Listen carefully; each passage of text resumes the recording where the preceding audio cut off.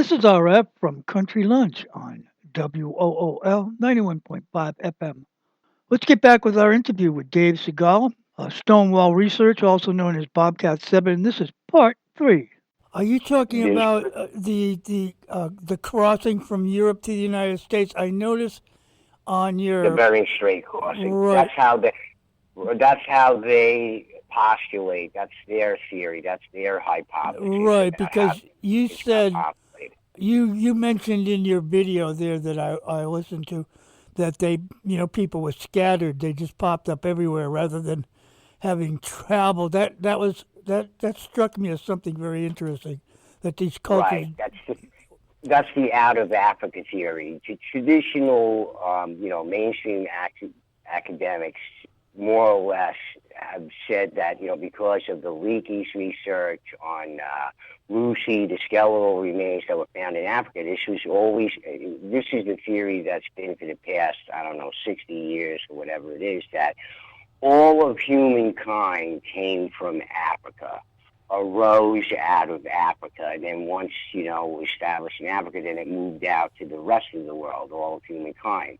So that was the accepted theory for years and years and years. But now new research has shown by mainstream archaeologists and anthropologists that there's a lot of evidence there that shows that this isn't true, that human beings arose up in various parts of the world independently of those populations in Africa. So they're starting to dismiss that old theory of what they call the out of Africa theory.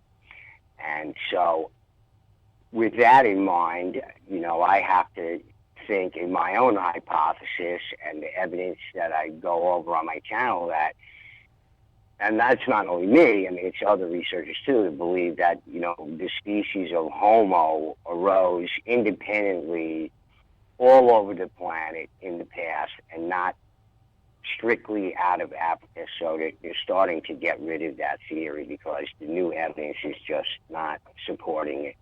that's very, very, very interesting. I kind of like that theory more than a lot of other theories I've listened to because I see things from a different point of view.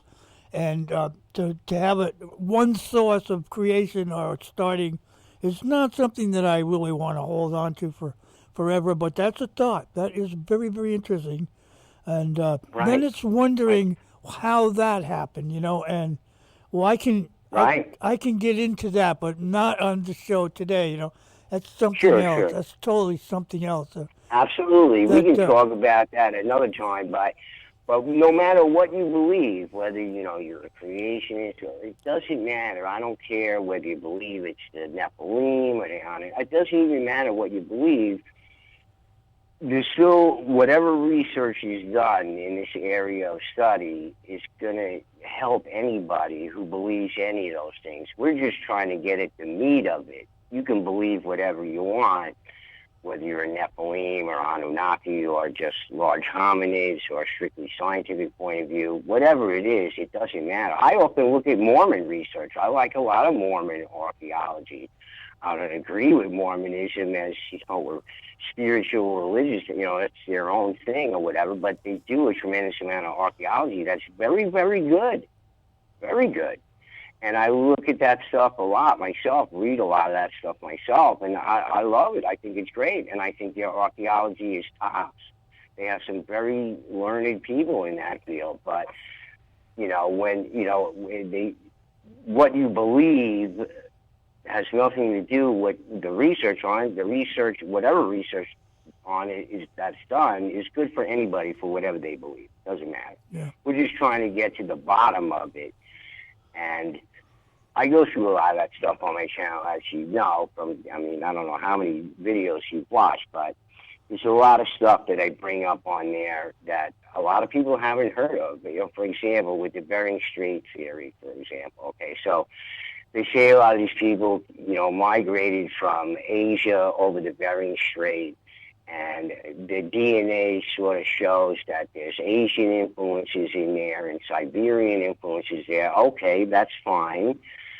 Although there's a lot of DNA in there that they don't understand, and it's a mishmash of stuff. But my question is where do the native peoples get their red pigmentation from? I mean, because you can cross as many Asians and Siberians as you want, you never get red pigmentation in their skin. You don't have red pigment people over there in Siberia and Asia, and Korea, whatever, in China. They don't have people with red pigmentation over there. They certainly have a number of people who have crossed with Siberian and Asian people, but no red pigmentation. Where did this red pigmentation come from? Again, this is sort of implied or circumstantial evidence that tells me that there were people already here in the Americas, people who had a red pigmentation. And how else could the native peoples get a red pigmentation? They're not getting it from Siberian and Asian people, then they have to get it from somewhere else. Well, where else did they get it from? There's nobody else on this planet with red pigmentation in their skin. From culture, from druids, from dreaming. That's what it comes from. People dream. I mean, we're not all in the same ethnic dream, and that's the way I say it. Right. Right. Anyway, so I got to break this short and get back to my regular program. I'd love to talk with you some more, but we've been on for half an hour. Yeah, let's talk again. Let me know. I'll let Jimmy know. I'll come on again. We'll discuss it more. Maybe you'll have some more specific questions, or Jimmy will be there, and, we can cover a few more specific bases on these things. Or you could probably give him a call and then call me after that and have him on the line. Is that possible? Sure, absolutely. I'd love to have Jimmy. That would probably work. With us. If he doesn't, because I've tried to get him down it's tough getting him to the station. He's got a phone. We can get a conference call going, I'm sure. Yeah.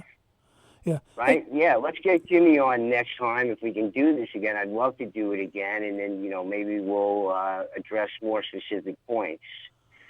Okay. One thing I got to ask you: if people, what are the addresses of your website? How can people view your research and stuff? Where and I think the best way to get a hold of my work is YouTube, but that's the only place. I don't have a website, but I have my YouTube channel on YouTube, which is called Stonewall Research.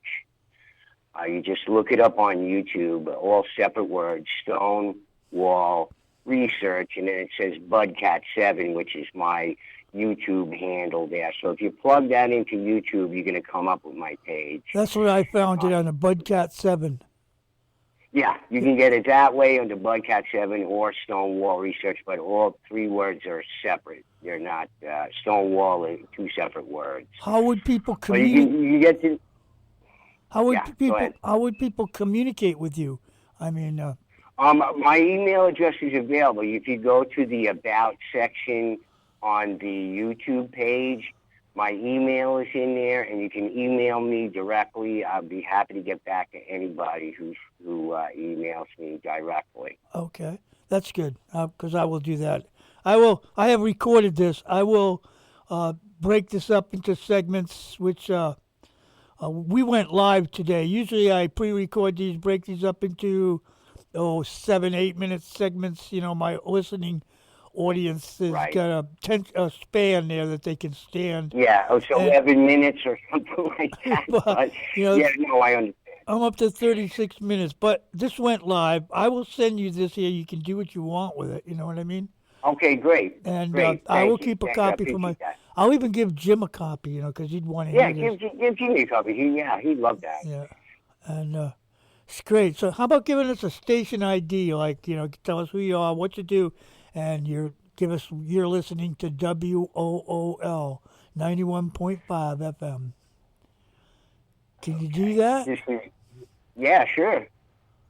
Now, what's the number? 95 point what? 91.5. 91.5. Okay, yes. This is Dave Siegel from Stonewall Research, Budcat7, and you're tuned in to WOOL 91.5. Thank you. That's great. We will put that in the automation, and we like it when people give us a station ID, because it comes up once a day or twice a day or something like that, and different diverse people. Well, I've had fun talking with you today. I'm hoping we can get Jimmy maybe next week. Yeah, let's do it again, please. let's do it again. There's a lot to cover on this topic. 36 minutes is not enough time to really cover it. And maybe some people can email some specific questions for me or whatever if you think of some. I'm always happy to answer and talk with anybody who wants to discuss it. Yeah, that's the thing. Talking with him would probably be more specialized because I know nothing about any of this. I'm not a thing. I can tell you about who was the last president of the United States, but that's about it when it goes back in history. So. Understood, Al. Understood. Okay. Okay. All right. You have yourself a good day. You too, Al. Thank you very much. I appreciate you allowing me to come on here, and we'll talk to you real soon. Yep.